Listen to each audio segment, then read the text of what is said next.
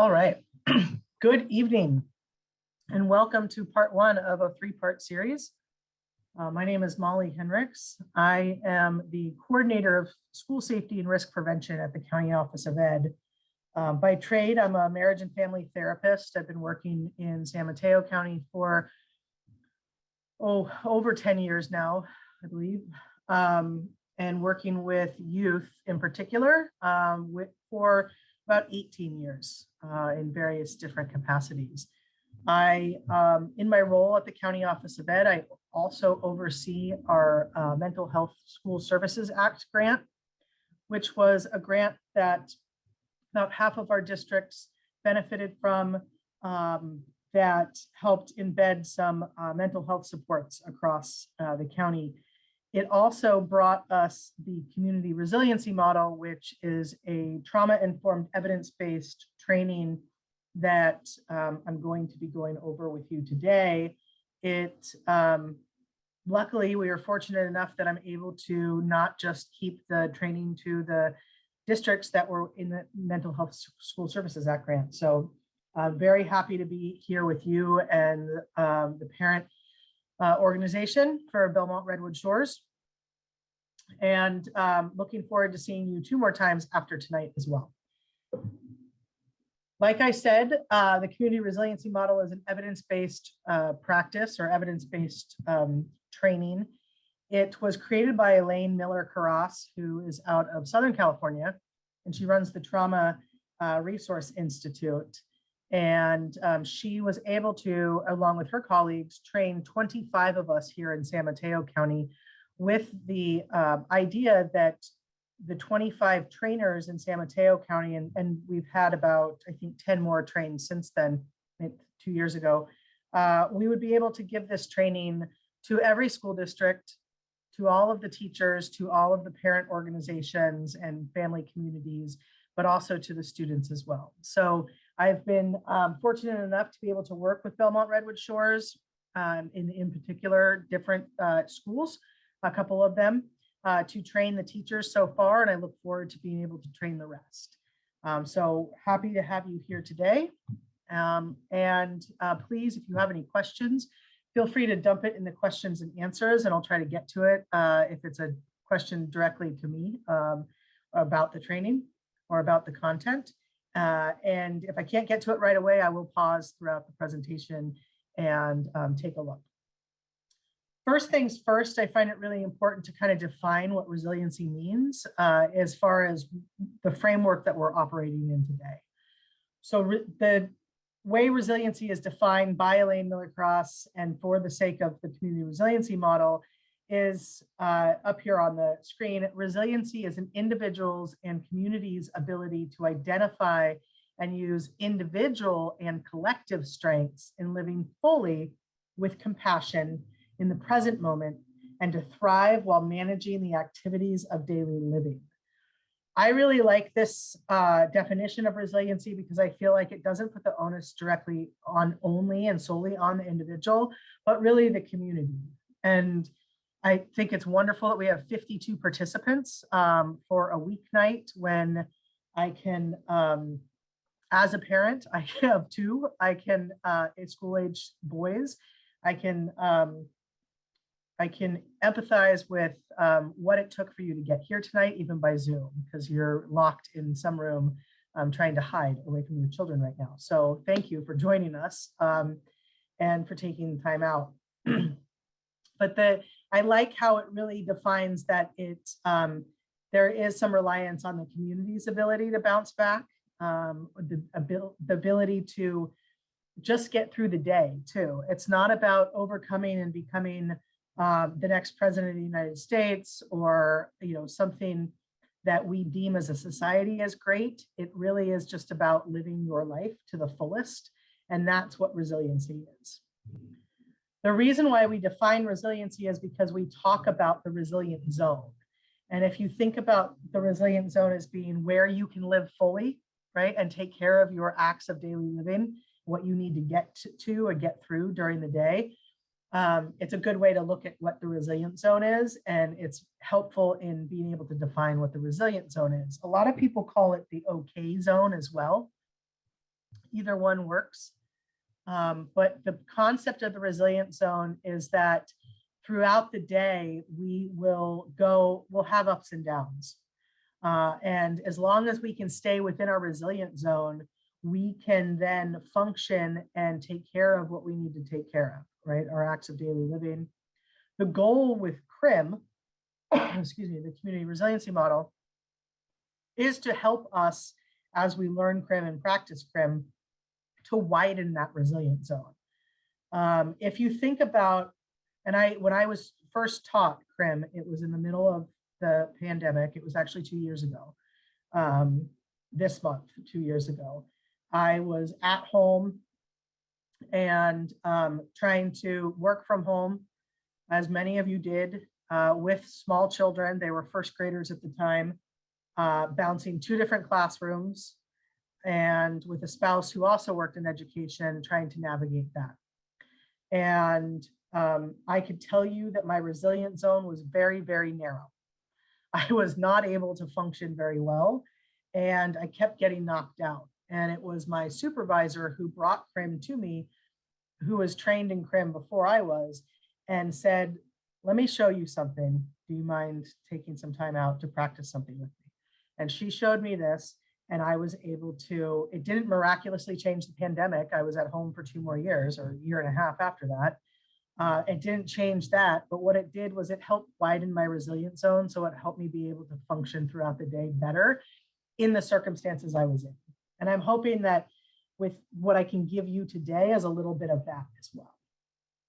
Like I said, our resilient zone, we bounce back and forth from kind of high to low, high to low, high to low throughout the day. And as long as we can stay in our resilient zone, our brain can function and we can take care of our activities of daily living. You'll see the picture here on the screen. You have a bunch of different kids. So you could think about this as for yourself. So I might be talking to you directly today about, utilizing the CRIM for yourself, but it can translate into using it for your children. And often what I've seen is that it's the easiest to learn it for yourself and then mirror it or show it to your children by using it yourself. And that's how I started to use it with my kids.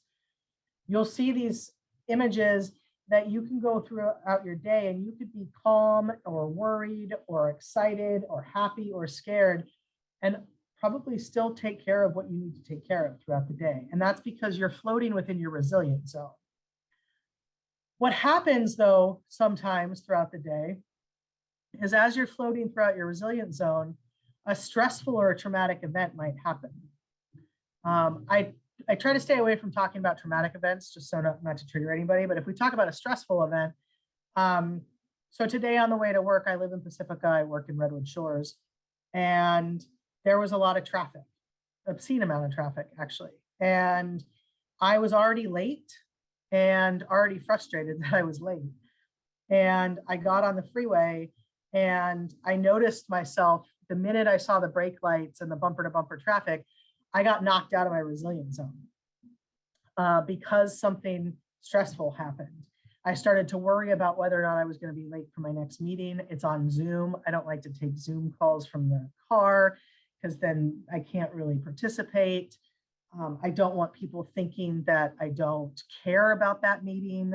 I don't want to give them that impression. So I started to worry. And I bounced out into my out of my resilient zone, and I found myself starting to cuss at the cars in front of me and not be polite, a polite commuter, so to speak. And I found myself being stuck in my high zone because I was irritable and edgy. And so when I got to work, I found myself being irritable at work.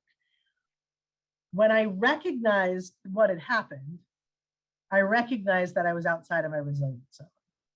And then I was able to actually do a CRIM skill to help bring me back in. It didn't change that I was late. It didn't change the fact that I looked like I didn't care about the 9 o'clock meeting I was late for by 10 minutes. But what it did was it brought me back down so I didn't stay in my high zone. I didn't stay stuck in that high zone for the rest of the day. You can also do the opposite. You can get stuck in your low zone.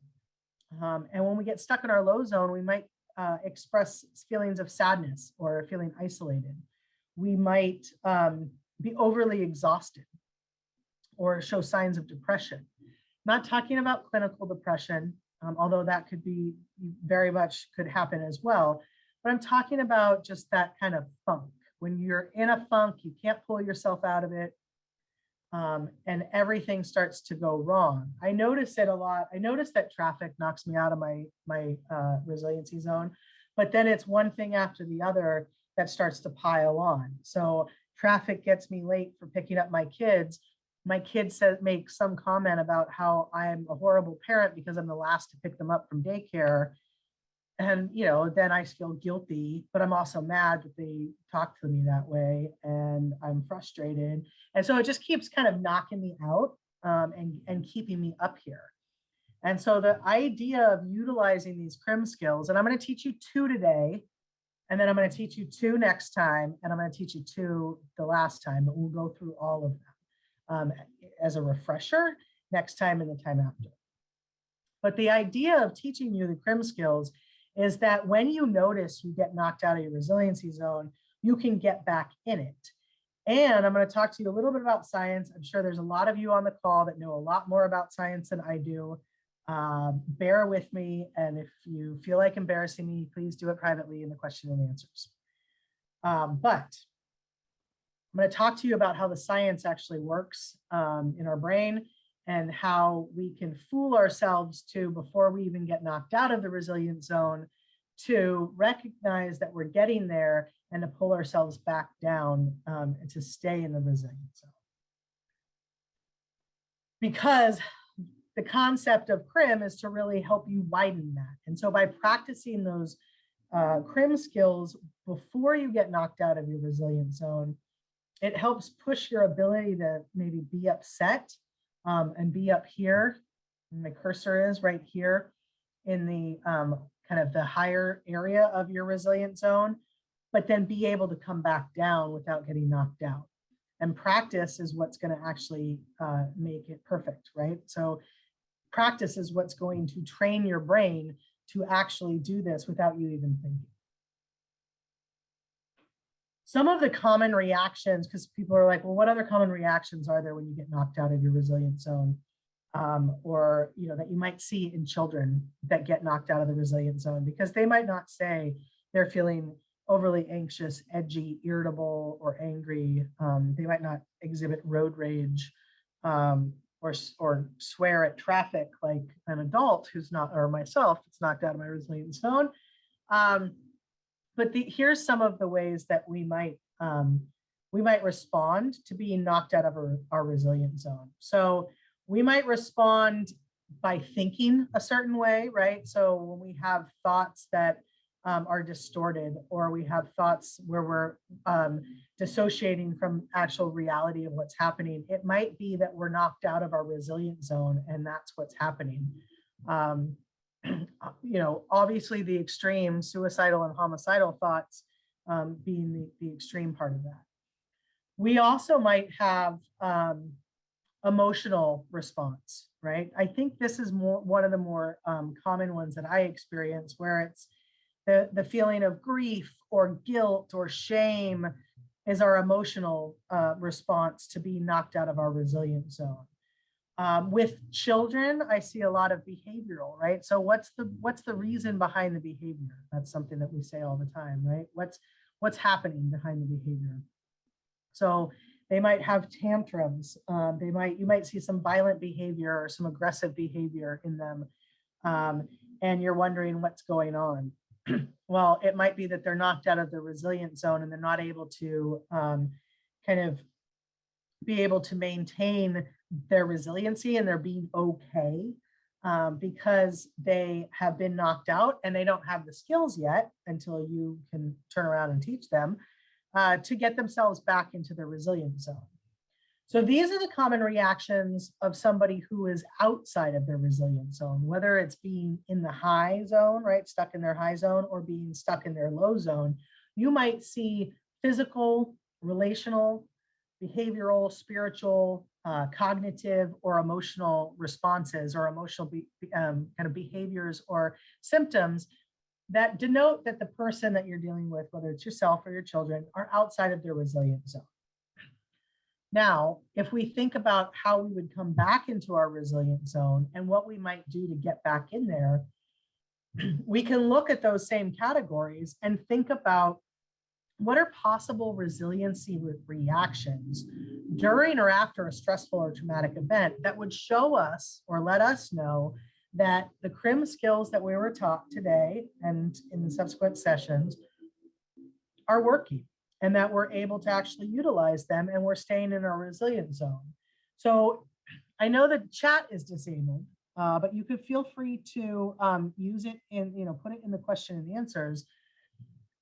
But some of the things that you might consider being an emotional reaction from a place of resiliency, or a physical reaction of a place of resiliency when there's a stressful event that's happening. It's behavioral. What would show you today if your child had something traumatic or stressful happen to them? And again, it doesn't need to be super traumatic, but what if you were supposed to get them a Pokemon pack and you couldn't get to the store in time, so they couldn't get that Pokemon pack even though they deserved it? I'm not using a real story at all. Nothing happened like that yesterday in my house.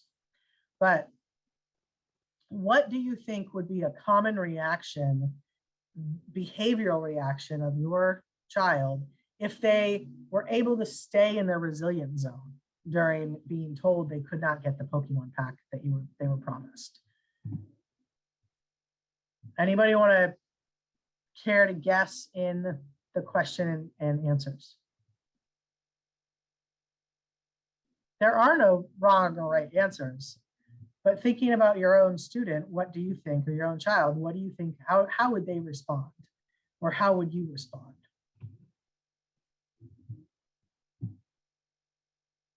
Tantrums, oh yeah, for sure. Tantrums would be out of your resiliency zone, right? That's what I was met with. My child did not stay in his resilient zone, and I got met with a tantrum. But okay, mom, maybe next time. That is, yes. So those are, I got some coming in that are, that they would be upset and they would lash out. So that would not be a resiliency reaction, but that would be a common reaction, being that they're out of their resilient zone. That's what we're kind of used to, right? Those are not used to, but they're common. You're out of your resiliency zone. It's just, kid is out of the resiliency zone. They're not able to come back, but yes. One person said they would complain, but move on and ask for a promise to get it the next day. Yeah. Again, being like, okay, that sucked, and we get to move on. If they were out of their zone, they'd yell and get mad. If they could stay in their zone, they'd be more understanding and say, it's okay, we can get it later in the week. And ultimately, for my own son, that's what transpired, but he had to get knocked out of his resiliency zone first in order to be able to come back down in it, and then meet me back in the resiliency zone and use some of the resiliency reactions that I was hoping for. He got the Pokemon pack. It wasn't that great. It didn't have any specials in there, no hollows or anything like that, but he was happy nonetheless. So this is how we can start to see if it's working or not, is to really look at how the reactions are to certain situations in our own kids, and then also with ourselves as well. One of the things that I like to touch on in this training is to kind of take a step back from the framework of what the community resiliency zone is and really talk about a study that was done a while ago and how that really shaped this trauma-informed, resiliency-informed model that this concept, how CRIM came from. And to kind of understand that when I say traumatic event or I say stressful event, I'm not necessarily talking about some of the things that are happening in the world right now, right? Our children aren't experiencing some of the traumatic events that are happening on the other side of the world right now, which is really fortunate for us. They might not ever experience that. Hopefully, they will never experience that. However, there are stressful things that happen.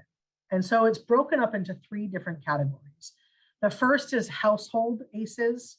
The second is community ACEs. And then the third is environmental ACEs.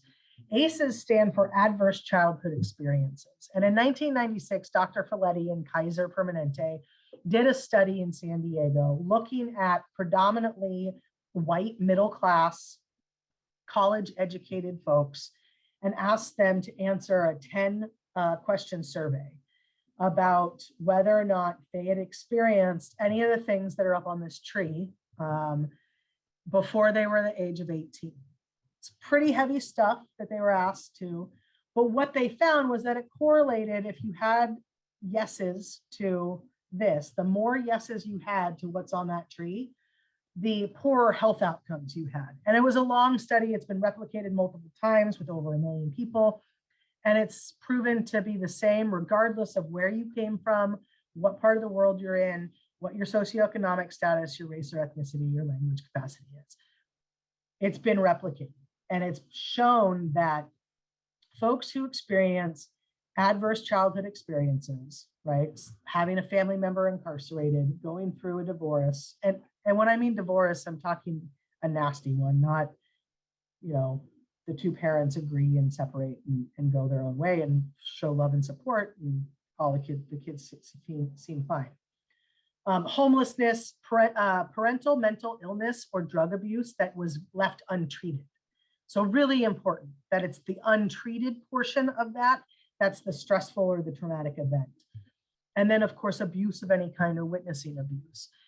The household adverse childhood experiences have expanded over time as we've learned that there are more common things that also happen in a home. Death of a parent is one as well, just that loss. And then they looked at, so they found that it causes adverse impact on your physical health. What studies after that also showed was that it also depends, and that you have a higher likelihood of poorer health outcomes if there are community-based adverse childhood experiences as well. And so community-based adverse childhood experiences might be living in poverty, unhealthy drinking water, substandard wages, lack of social capital or mobility, historical or systemic racism trauma, historical trauma, structural racism, violence, substandard schools. All of that is kind of the collective community experiences that together.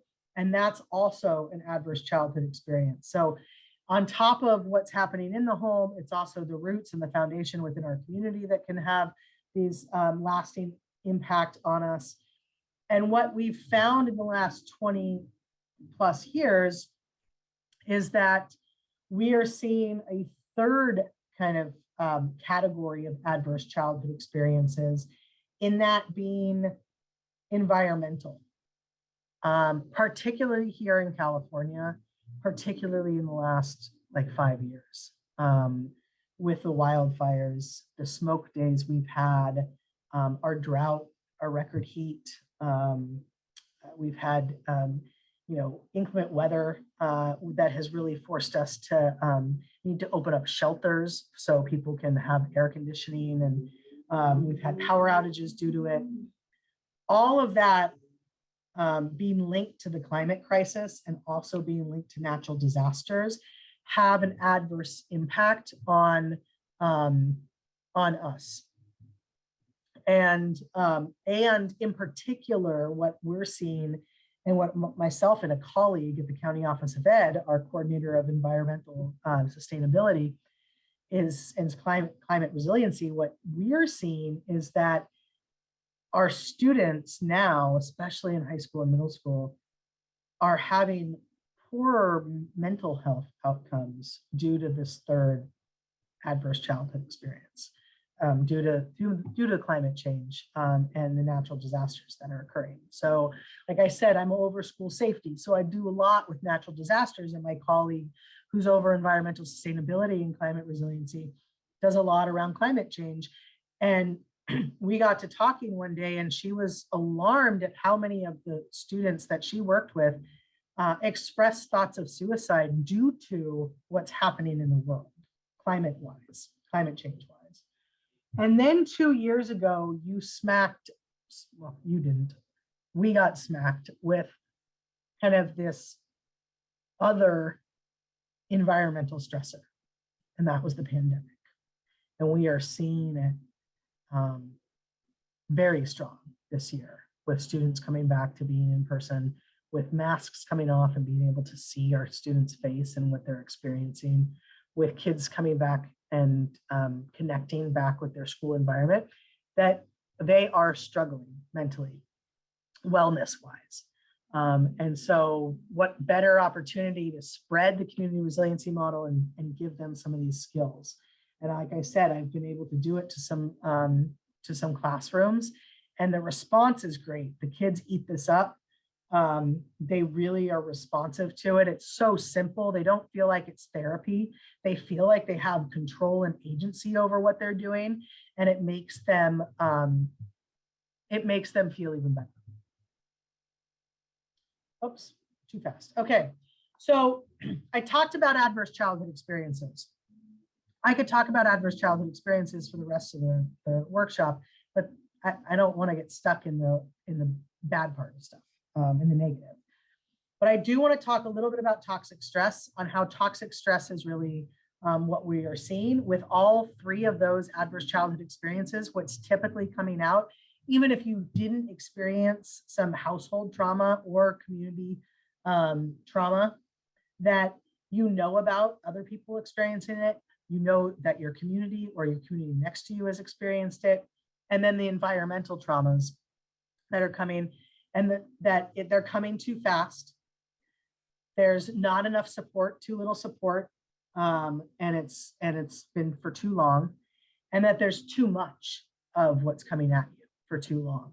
And this is where, you could add, if I go back to this slide, for the environmental part of things, you could put a whole other section on there with like academic adverse childhood experiences. In the battle to get to a great university, the battle to excel and get recognized for your talents, whether it's in school or in soccer or in chess, whatever your passion is or whatever you put your effort into, there's a lot of stress in being your best. And we see that with students really feeling that amount of stress along with some of this other stress, and it really creating what previously 20 plus years ago we called toxic stress. The reason why toxic stress isn't good is, if you science folks out there or people who understand brain and the body out there know, is that when you're feeling stressed, cortisol dumps through your body. It's great because it helps you activate your different parts of your brain. It helps you activate your nervous system that you want, your parasympathetic and your sympathetic nervous system that you want to use. The problem is if you're feeling toxic stress, you're being dumped on 24/7. That cortisol is pumping through your body 24/7. And what that does is it doesn't allow your body to calm down, regenerate, and regroup. And it acts as if it's in survival mode all the time. So 3 parts of the brain, there's a lot more, but these are the 3 parts that are important to remember for this presentation, is the cortex, which is your thinking part of your brain, your limbic area, which is your emotional part of your brain, and then your survival brain, which is the instinctual kind of fight, flight, or freeze, but also it's what makes you digest. It's what makes you breathe. You don't have to tell yourself every time you take a breath, you just breathe, because your survival brain back here is telling your body to do that. And you don't have to use your thinking brain up here in order to do that. The problem with these 3 parts of the brain is, in normal, typical, non-stressful conditions, they work marvelously together. Your survival brain will watch out for anything that's risky or anything that doesn't seem right. And it will just sit back and it will digest your breakfast. It will help you breathe, and it will help with your circulation. And if that's great. And then it will tell your emotional brain how you felt about something. Oh, like that's a little deja vu. Oh yeah, I remember that didn't feel so good. So maybe don't do it that again. Okay, all right, good. Or, ooh, I really liked the way that tasted. Taste that again. And it's working with each other. And then your emotional brain tells your thinking brain, you know what? You should go downstairs and think about getting some ice cream because ice cream's really good and it tastes great. And then you go and you do it, right? So they work well together. They don't work well together under stress because what happens is your survival brain will tell the other two parts of your brain that it's got it covered. I don't need you. You don't need to think. I'm going to tell the limbic system that this is not okay and you should freak out. And we are going to be in SOS mode and we are going to be in fight, flight, or freeze. And the survival brain takes over.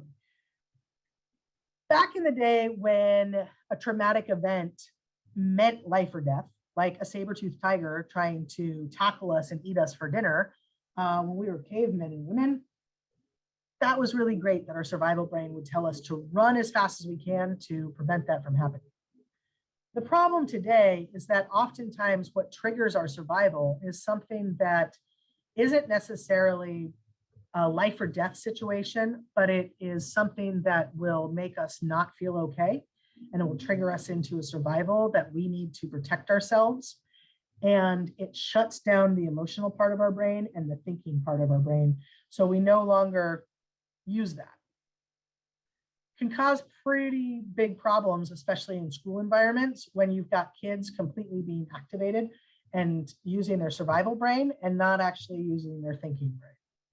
So we want to try to be able to give some skills to students and to ourselves to be able to pull us out of our survival brain and back into our thinking brain. And that's exactly what CRIM does. What CRIM does is it takes, this is just a diagram of the difference between the two autonomic nervous systems. So the sympathetic nervous system and the parasympathetic nervous system.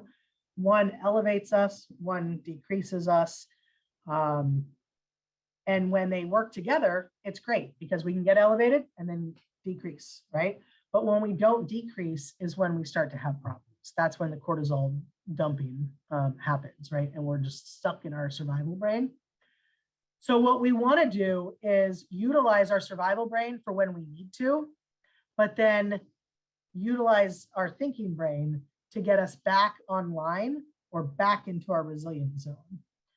A little bit about survival responses. I think a lot of us kind of already know this stuff. Fight, flight, or freeze are the three most common, right? You either fight, right? So you're going to kick and scream. This is a kid where you might see a kid start to get really angry and start to become violent, and you're not understanding why. And it might be because they're triggered and they feel they're in their survival brain, and that's their response. Flight, running away from a situation, also, very common response. Freeze is when we feel like we cannot escape at all. That we're in a situation, it's a life or death situation, or it's a super stressful, traumatic situation, and we are completely we have this inability to move, right? And we're stuck and we are just frozen. It's that deer in the headlights, kind of the bunny that doesn't move. So I know that teachers express that sometimes when students get super triggered, they might have a student who's just a blank stare on their face and they're not moving at all, and they're kind of panicked and they can't move. They're almost catatonic. And that could be that they're triggered and they're in their survival brain, and their mechanism of dealing with that is the freeze response. Tend and befriend typically happens in intimate relationships where you will tend to the other person in order to save yourself, or you'll befriend the other person and play along with them so you can get out of the situation that you're in. There's some questions in the chat about my presentation. You will absolutely get access to the presentation after the third. I can divide it up. I'll divide it up, and so you can get it. I didn't want to give it right away because it's the first time I'm doing this in a 3-part series. So I wanted to roll with how much time we had. and give you as much today as possible. So I didn't want to skimp on the presentation and give you too little today or give you too much in a PDF, but I will give it to Manal in a PDF, and they can go ahead and post it along with the recording. So survival responses, a few points before we move on, is that we can reset the nervous system with, when we have a survival response. It completely will reset your nervous system and release that automatic survival response, even if we don't want to. So we don't get to control. This is where the thinking brain doesn't get to control it. If the environment is threatening or perceived to be threatening, this is where our brain's really tricky. Even if it's not really threatening, but we perceive it to be threatening, we'll get knocked into our survival response as well. So why is all this really important? Because CRIM focuses on the biology of the human nervous system in order to actually utilize the skills and trick our body into performing the community resiliency model skills to stay and to keep us into our resiliency zone. The other thing to note is, like, this is not about mental weakness. Your survival response isn't because you're weak or that you're not cognitively, more advanced than others. It's completely common human reaction. We can trick our brain, but without the training and without being able to know how to trick it, it's a completely common, normal, typical human reaction. And that it will impact our mind, our body, and our spirit. But like I said, we can use CRIM to help the nervous system return to the resilient zone when we need it. Last thing about the brain is that neuroplasticity is what we're counting on here. That we are lifelong learners, hence the term lifelong learners, right? We have the capacity in our brain to change and rewire itself over time. So if we give it stimulation of learning and experience over and over again, we can train it to do something different. So the neurogenesis is the ability to create new neurons and connections between those neurons. So if we have connections right now between our neurons that say, when a large bus passes us, it's going to hit us, right? Based on previous experience, previous traumatic experience. Then every time a large bus goes past us, we are going to go into a survival mode and panic. Whether we go into freeze or we go into, we run, right? Even though the bus isn't remotely near us, it's triggering a response of a perceived threat, and we're responding the way that our neurons are telling us we need to respond based on previous experience. If we practice something different during those times, we can trick our brain into no longer jumping every time we see a bus go by because of our fear, but know and utilize our thinking brain to tell us that's far enough and that's safe. It's far enough away from me for me to be safe. I don't need to respond in a survival mode. And that's what we're banking on right now for the community resiliency model. We're banking on our ability to get new neurons, have them get connections with other new neurons, and then keep those connections because we practice and we practice and we practice.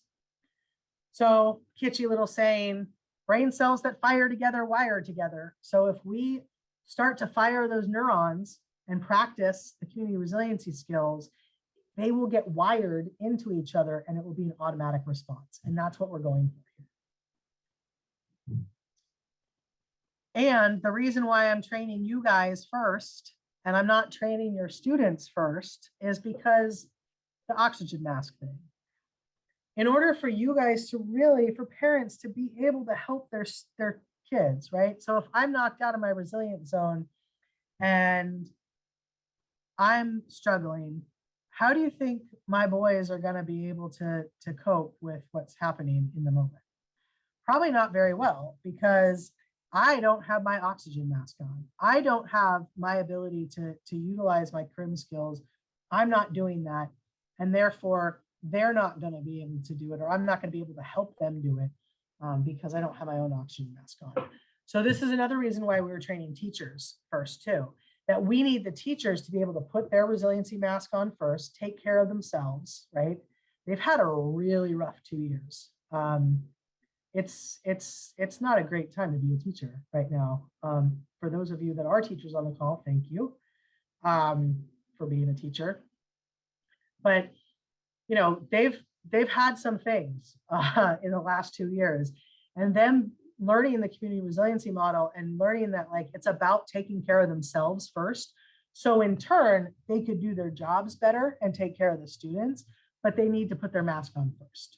So just like on the airplane, put your mask on, not your COVID mask, your oxygen mask. Put it on first. All right, I'm going to check the chat or the questions real quick. Looks like we're good. All right. The first skill that I'm going to teach you is one that you can use right away, which is really helpful. I love this. And this is actually, there are more than 10, but they just give you 10. They're called Help Now or Reset Now.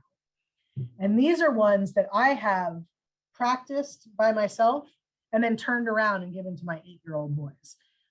Super easy for kids to get. When I go into classrooms, teachers tell me all the time that they already do this.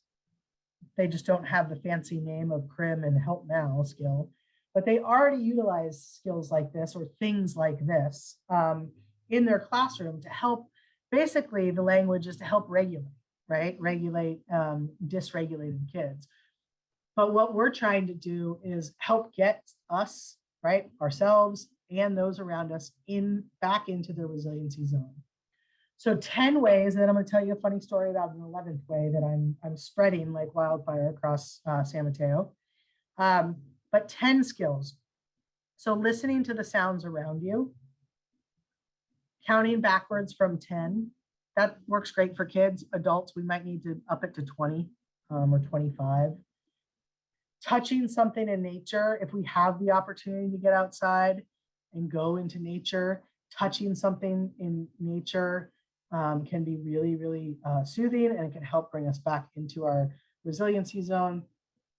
Pushing against a wall, noticing your surroundings, going for a walk, taking a sip of water, right?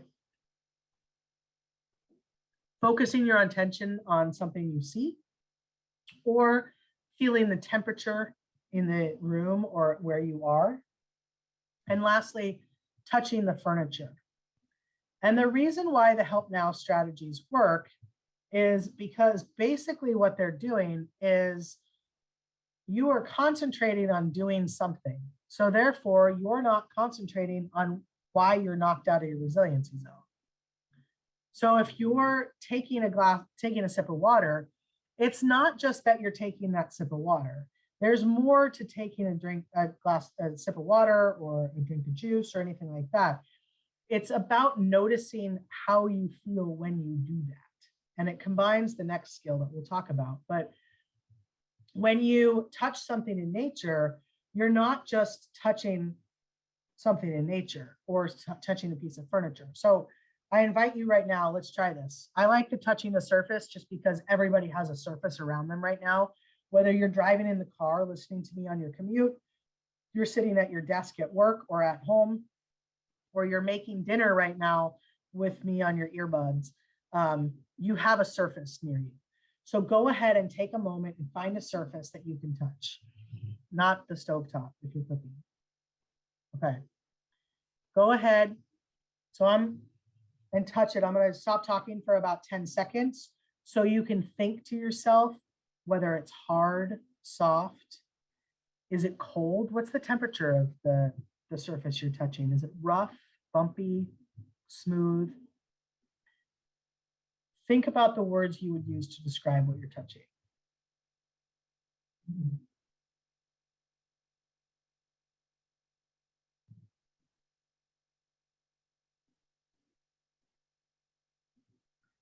So for me, when I do this exercise with you, what I notice in myself is that I went from my like level 9 presenter mode where I know I can feel my heart rate going high. I'm almost yelling or I'm talking loudly, to I instantly come back from this exercise in the tone of my voice now.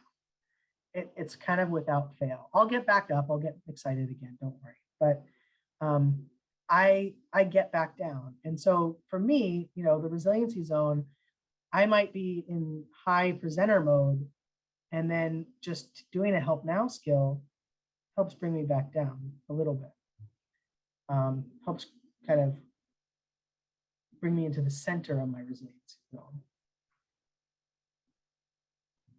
Another one that's great for kids, especially in a classroom environment or in their bedroom, is naming 6 colors that they can see, because classrooms are super colorful. And so there's always, or bedrooms of kids are super colorful, so they can always see it.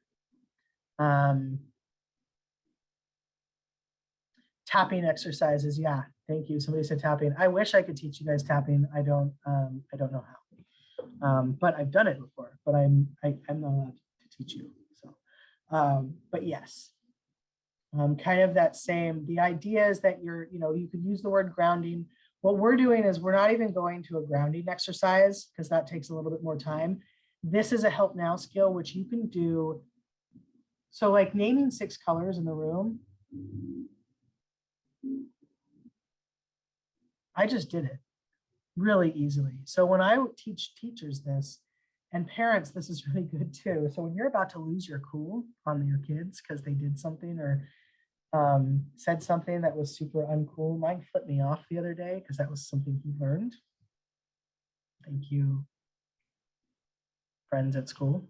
But you know, in order for me not to respond really upset that he was showing me the new trick he learned, I had to use one of these, like kind of the count backwards from 10, or name six colors in the room, but without him really noticing that I'm doing that, right?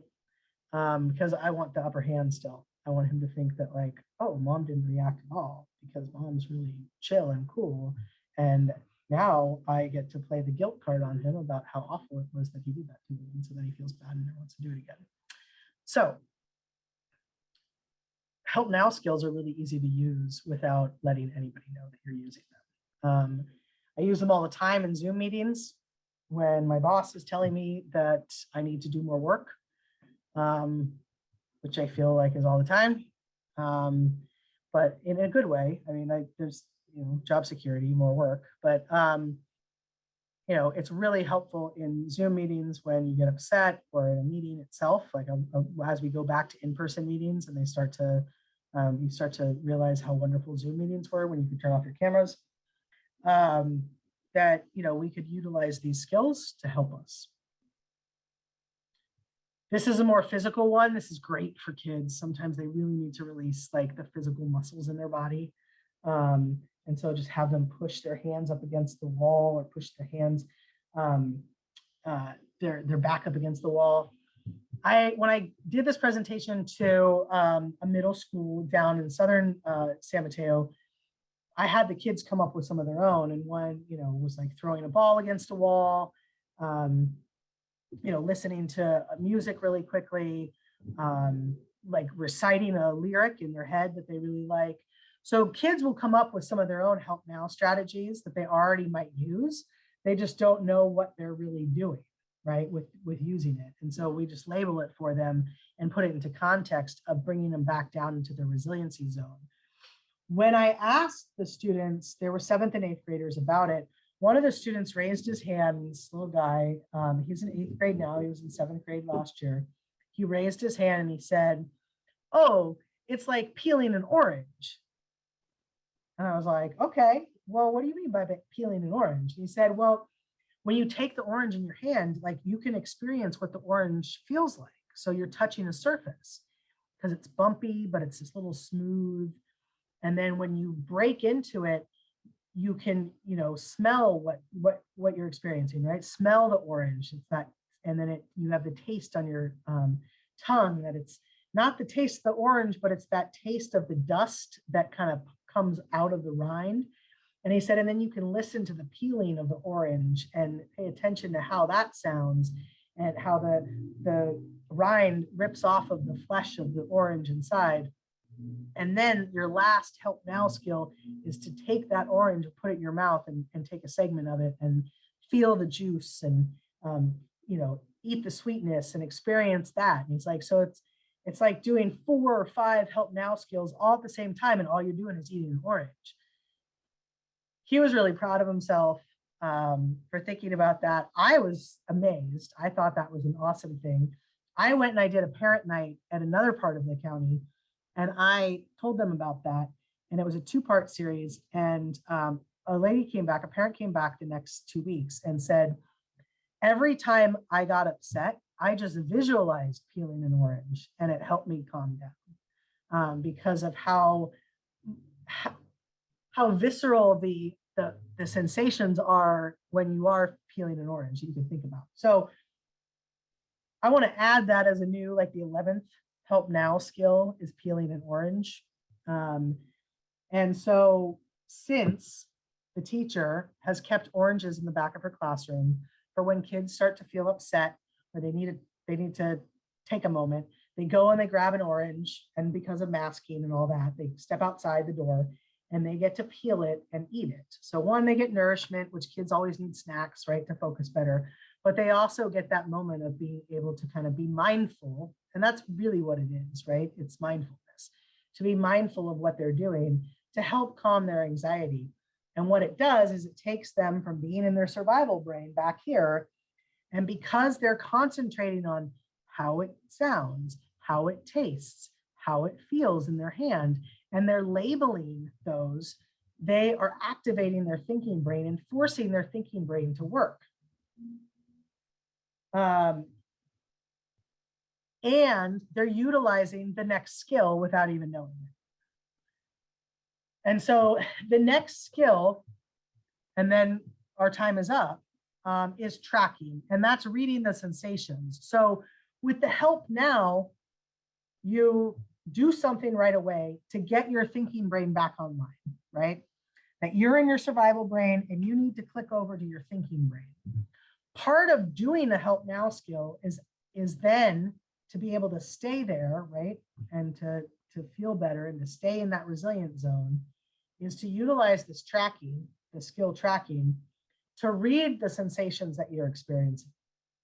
So it's the foundation for helping stabilize your nervous system.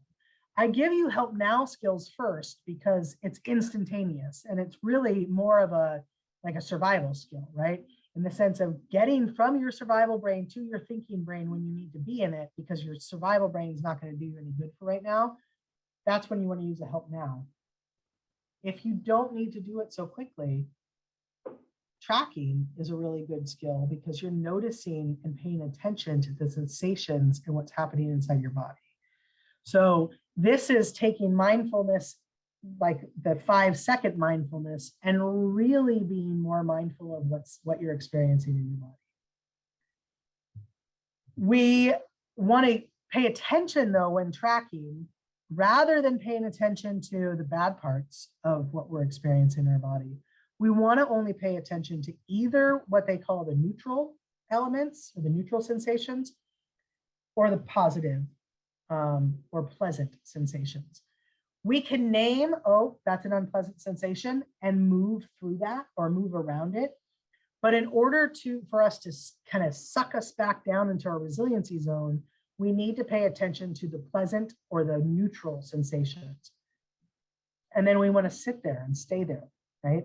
Not for hours on end, but just for about 30 seconds or so. So when you're peeling that orange, or when you take that segment of orange, what do you notice inside? What sensations are you experiencing?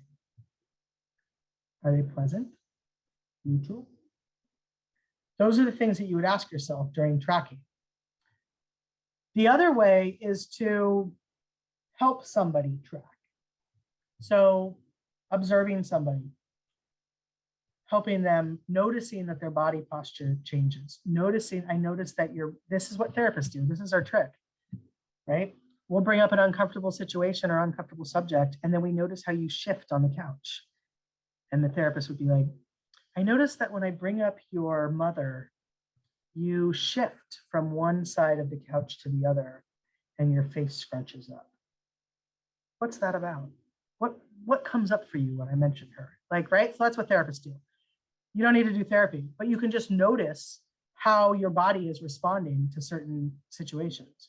You can help the other person self-report, right? What do you notice happening on the inside?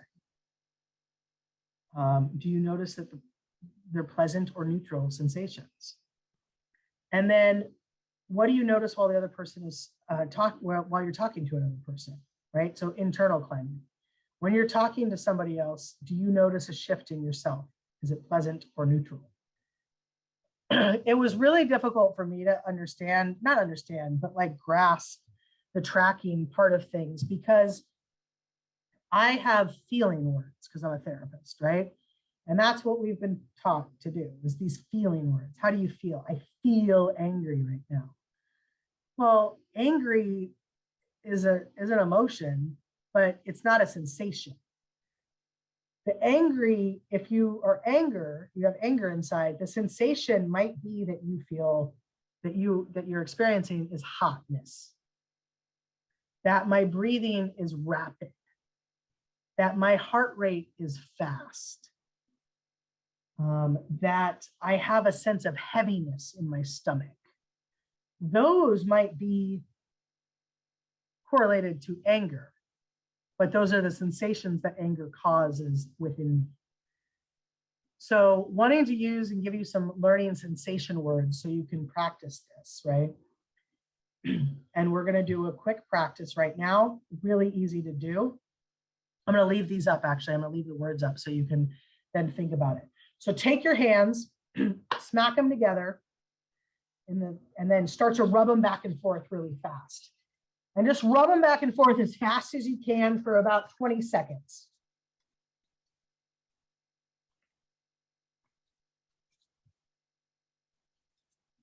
And then I want you to stop, and I want you to look at the learning sensation words and start to identify some words that you are experiencing.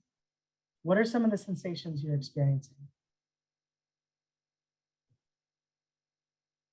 Throbbing, I'm experiencing throbbing. Warm. Rapid. Some of the things they're not on here, you can add your own.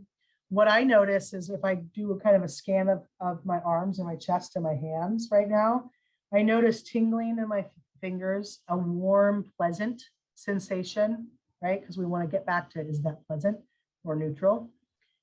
A warm, pleasant sensation in my hands. I always notice an uncomfortable or an unpleasant sensation in my biceps, right? I need to work out more. So I go away from that. I don't pay attention to that. I pay attention to the warm, pleasant sensation in my fingertips from doing that exercise. The point of the tracking is really to be able to embed it throughout the different CRIM skills, right? So when you do a help now skill, like taking a sip of water, notice the sensations that that water gives you. Notice it in your mouth, notice it down your throat, notice it in your esophagus, into your stomach. How does the sensations feel? Are they pleasant, neutral? And when you find a pleasant and neutral one, stay there and experience that for a minute. All of this helps calm your central nervous system, which is what is activated when you are outside of your resilience zone. And that is why it works to help you bring you back down into your resilience zone. Okay, so last minute, definitely warm too. I feel shaky, cool, smooth. That was the tabletop, that was the other exercise. But yeah, great. Thank you guys for putting those in the Q&A. I know it's a little awkward to not have a chat, but it's 7:30. I want to respect your time that you need to either go back to work, go back to your family, go back to cooking, whatever you need to do. And I'm going to stop sharing so you can see me a little bit more clear. Thank you for joining us tonight. We will have 2 more evenings together. We're going to build on what we learned today. So I encourage you to come back to learn more. But if your friend or your neighbor or your kid's best friend's father missed this, and you're like, oh my gosh, you have to do this, come next time. There will be a recording. If they don't have time for the recording, I'll go over briefly what they missed. We won't go in depth. We won't go through the science part of it too much. Next time, we're really going to get into the actual activities of CRIM skills next time. So look forward to that. I will see you in April. If you have a spring break before now and then, enjoy. If you don't, you will be very much looking forward to it right after the next time we meet. So thank you very much. I don't know if anybody else has anything else to say from Belmont-Redwood Shores, but I thank you. I will see you in a few weeks, and take care. And I will get you this PDF of these slides so you can post them along with the recording.